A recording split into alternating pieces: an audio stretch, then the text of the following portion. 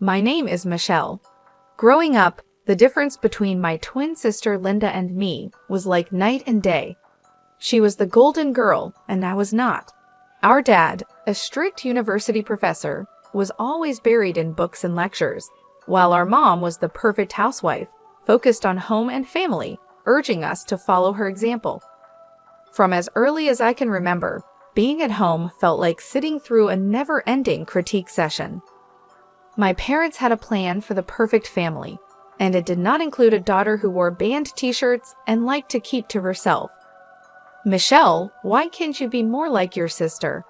was my mom's favorite line, usually directed at me when I showed up at breakfast with my headphones on, trying to shut out the world. Linda, on the other hand, basked in the glow of approval. "I just don't get why it's so hard for you to put on a nice dress and smile more," she'd say, flipping her perfect hair over her shoulder. It felt like she was from a different planet. One particularly tough Saturday, as our family got ready for one of Dad's faculty parties, a total bore, but a mandatory event for us, I decided to rebel in the smallest way I knew how. I put on my darkest eyeliner and a pair of boots that definitely did not meet the acceptable standard. "You're not going out like that, are you?" Mom caught me on the stairs, her eyes glaring at my boots as if they were dirty. I shrugged, my usual defense. "Don't see why not." She sighed, that long, drawn-out kind that said I was the biggest disappointment in her perfectly organized world. "Please, Michelle, just this once, can't you try to fit in?" "What for? So you can pretend we're the perfect family?" I shot back, tired of the same old argument. "It's not about pretending. It's about showing respect for your father," she argued, her voice taking on that sharp tone that meant business. Linda, overhearing the exchange, came trotting down the hallway, her heels clicking on the hardwood floor like a judge approaching the bench. "Mom's right, Amy. It's not that hard to look decent. Why do you always have to make things difficult?" "I don't want to be a clone of you, Linda," I snapped, feeling my face get hot. I hated these arguments, hated being compared, but more than anything, I hated feeling like the odd one out in my own home. Dad appeared at the bottom of the stairs, his brow furrowed.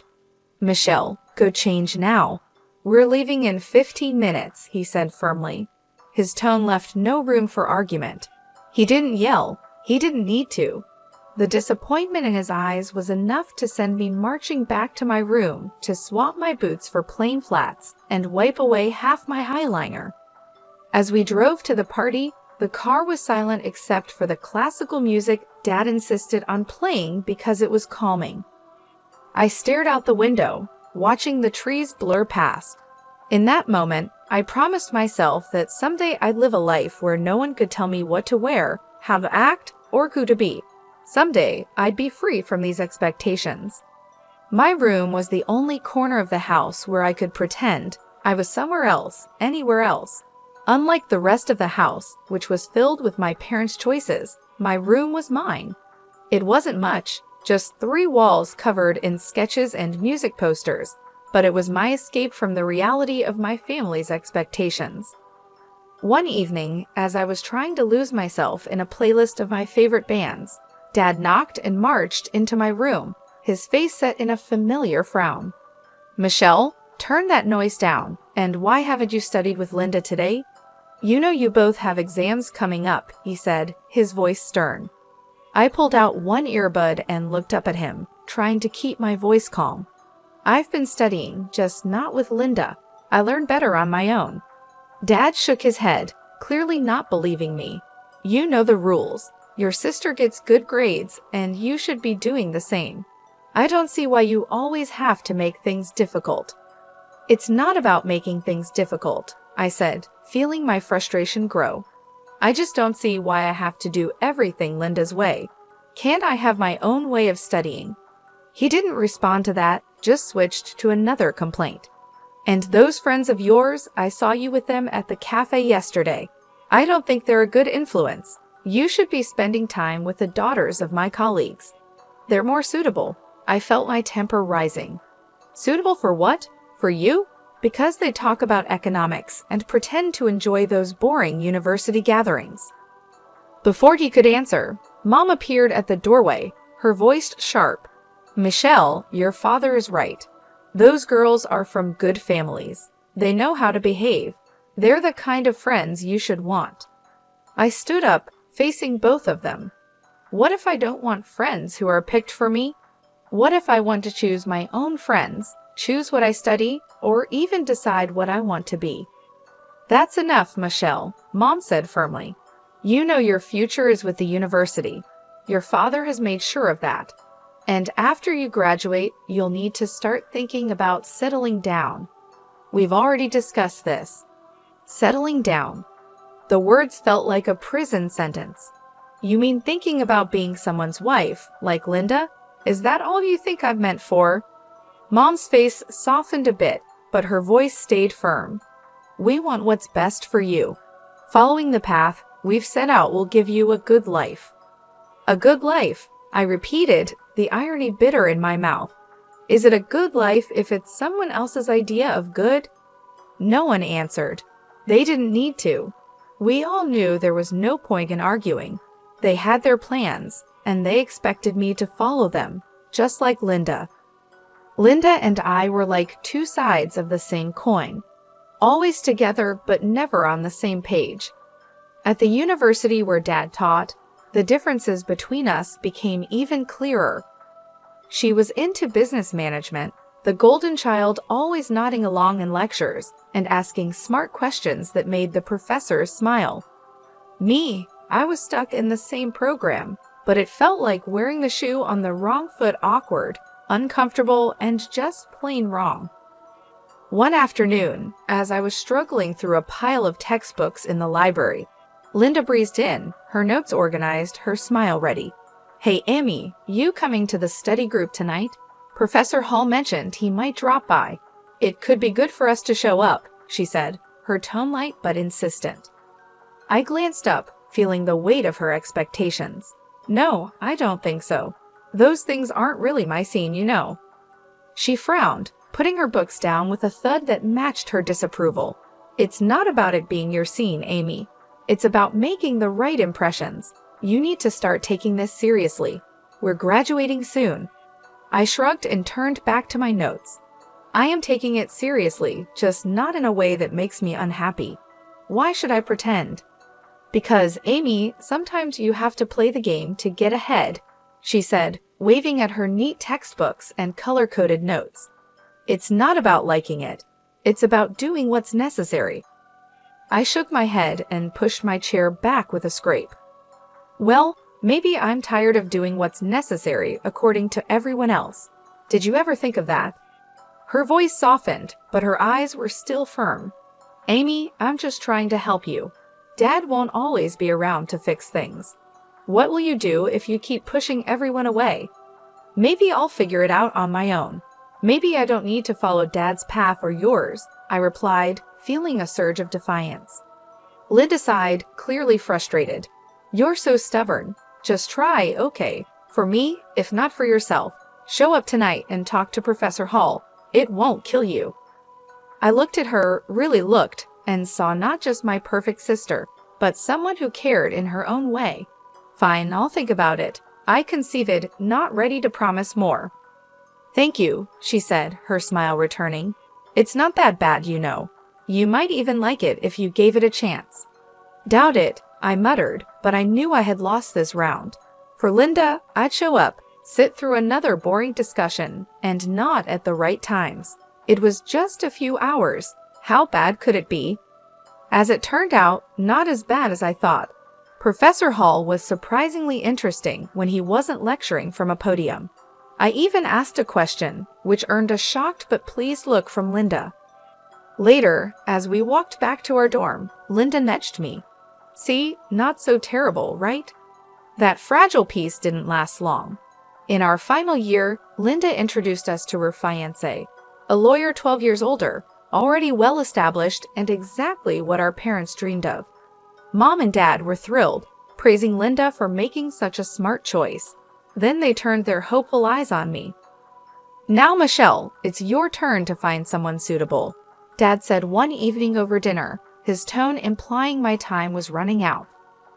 Mom nodded enthusiastically, already planning out my life as if it were another one of her well-organized projects. Think about your future, dear. Someone who can provide for you, who has a good standing. I remember staring at my plate, feeling trapped. Linda's wedding was planned down to the smallest detail by Mom.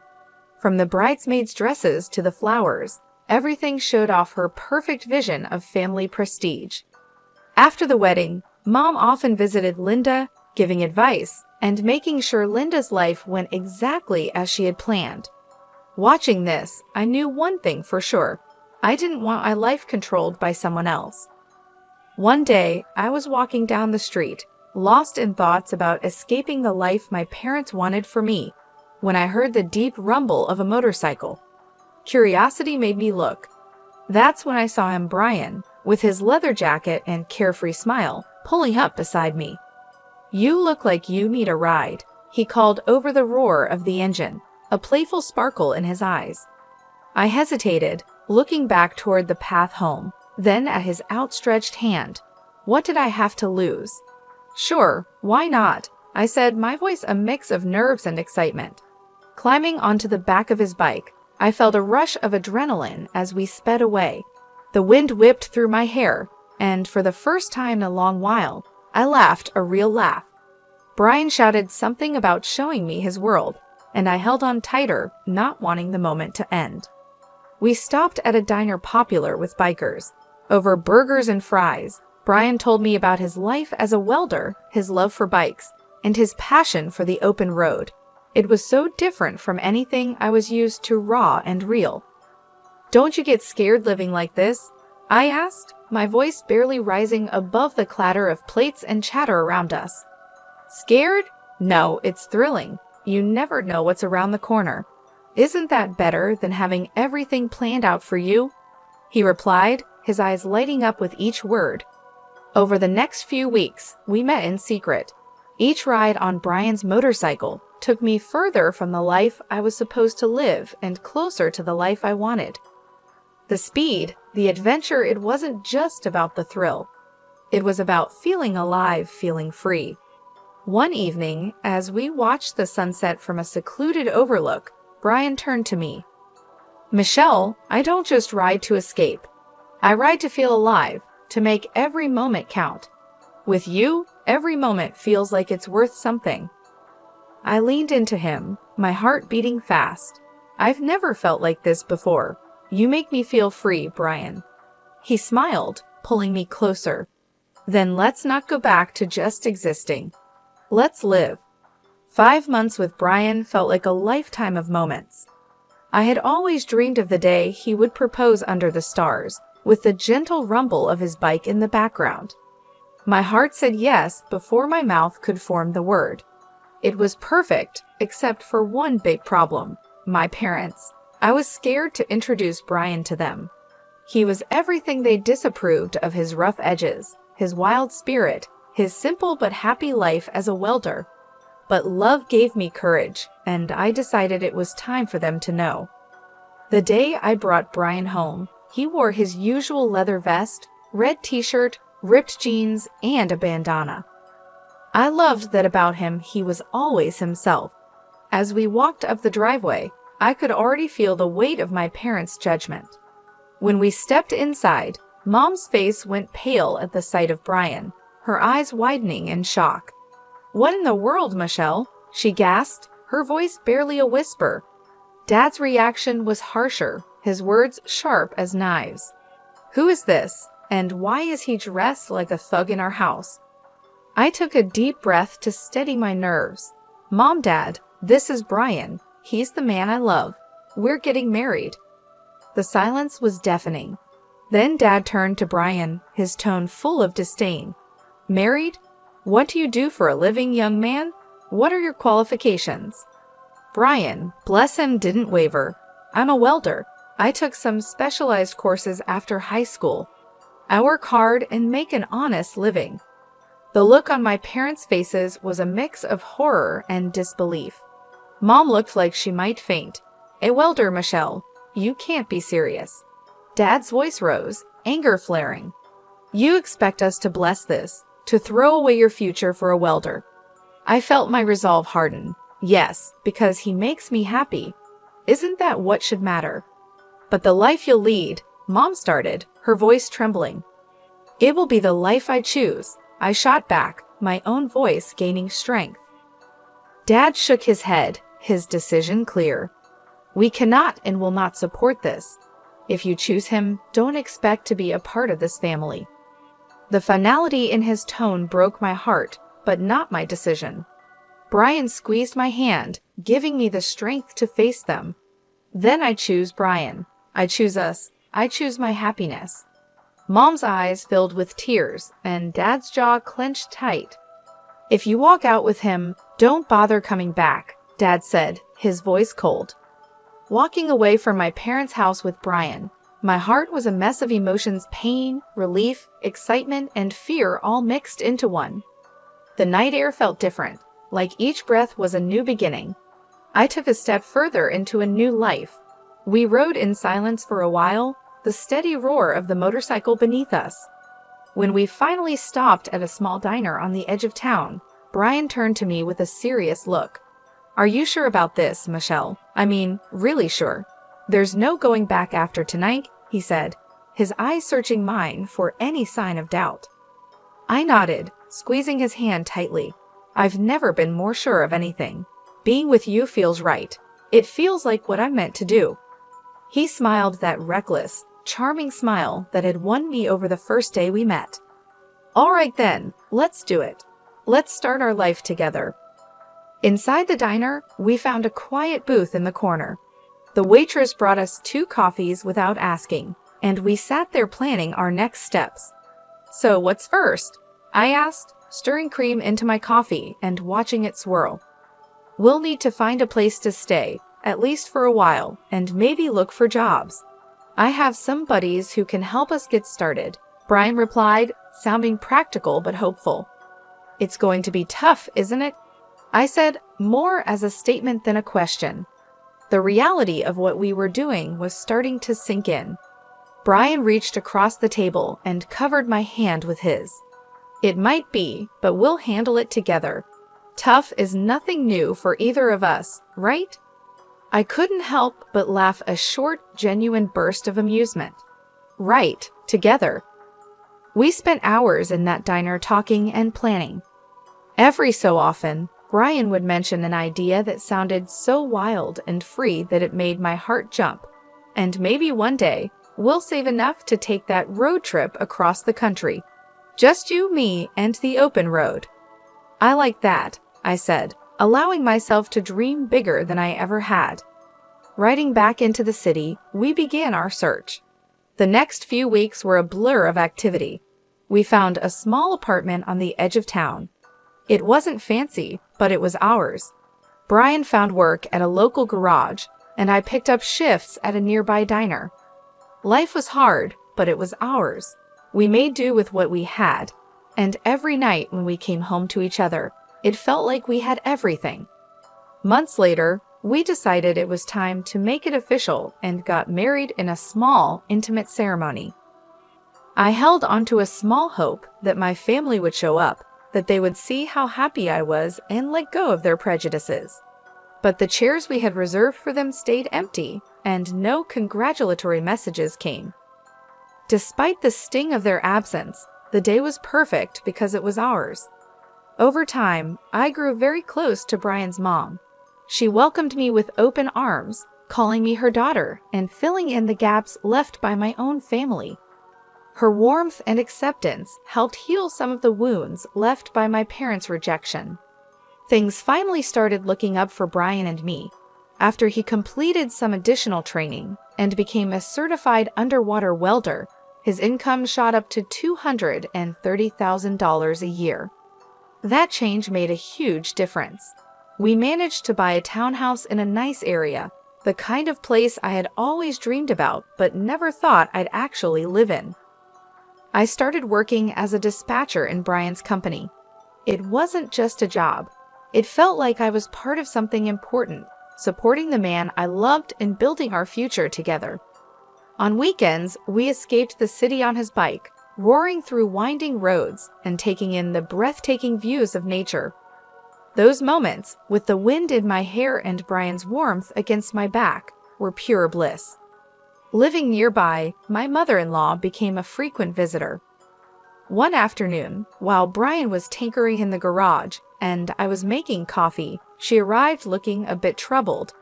"There's been some bad news," she said as she settled down at the kitchen table. "Something about a professor at the university involved in a harassment scandal." My heart skipped a beat. Did they say who it was? I tried to keep my voice steady, dreading the answer. She shook her head. "No, they didn't mention a name on the radio, but you know how these things go. It's probably all over the TV by now." Nodding, I turned on the television and tuned into the news. Sure enough, there was a report on the scandal. As I had feared, my father's face appeared on the screen. The anchor detailed the accusations against him, and I felt a cold wave of disbelief wash over me. Turning off the TV, I sat down heavily, trying to process the news. Brian came in, wiping his hands on a rag, and saw my face. "What's wrong, babe?" he asked, his brow furrowed in concern. I swallowed hard, my voice barely a whisper. "It's my dad. He's been accused of harassing a student." Brian's expression grew serious for a moment before he came over and took my hand. "I'm sorry, Michelle. That's tough news. How do you want to handle this?" I shook my head, feeling unsure about everything. "I don't know. I mean, what can I even do? We're not close anymore." He squeezed my hand, showing he understood. "Whatever you need, I'm here for you. We don't have to figure it all out right now." I decided to wait and see how things unfolded before making any moves. Whatever decision I made, I knew Brian would be by my side, and that gave me the strength to face whatever came next. Life had been peaceful until that unexpected afternoon at work when a familiar car pulled into the parking lot. I hadn't seen my parents in a long time, and the sight of them stirred up a mix of emotions I thought I had put to rest. They both looked dramatically different. The scandal had taken its toll. Mom had lost a lot of weight and looked much older, while Dad seemed broken, a shadow of the stern man he once was. My mother saw me and rushed over, arms open as if nothing had happened, as if years of distance and disapproval could be erased in an instant. But I couldn't embrace her, not now. Instead, I stepped back and took Brian's hand, drawing strength from his presence. "Michelle, it was so hard to find you," Mom said, her voice cracking with emotion. Dad, always the blunt one, got straight to the point. His voice was harsh and bitter. "I was accused unfairly, you know. I went to your sister's husband for help, but that leech wanted a fortune. Your sister sided with him, and now they've kicked us out. We need your help." I stared at them, disbelief and anger swirling inside me. "Help? After all these years, you show up and demand help." "We have nowhere else to go," Mom said desperately. "They've disowned us too. We thought maybe we could stay with you." I almost laughed at the absurdity. "Stay with me? After you disowned me, you made it clear I wasn't your daughter anymore." Dad's face turned red, his old temper flaring up. "You owe us, Michelle, after all we've done for you." "That's where you're wrong," I replied, feeling a newfound resolve. I cut them off, feeling Brian squeeze my hand for support. "I don't owe you anything. You threw me out because I chose my happiness over your demands. And now you want to just move in and act like we're a family again?"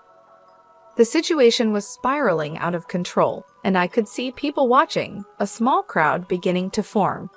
Mom started to cry, her sobs loud and drawing even more attention. "You're being ungrateful after everything we've done for you," she accused through her tears. I took a deep breath, my decision clear. "No, Mom, I'm not ungrateful. I'm free and happy. You made your choices, and now you have to live with them."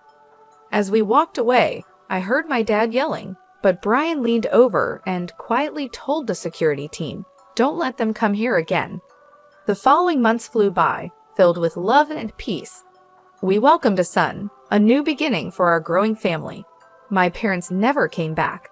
That day in the parking lot was the last time I saw them. While part of me grieved for what could have been, I knew I had made the right choice for myself and for my family.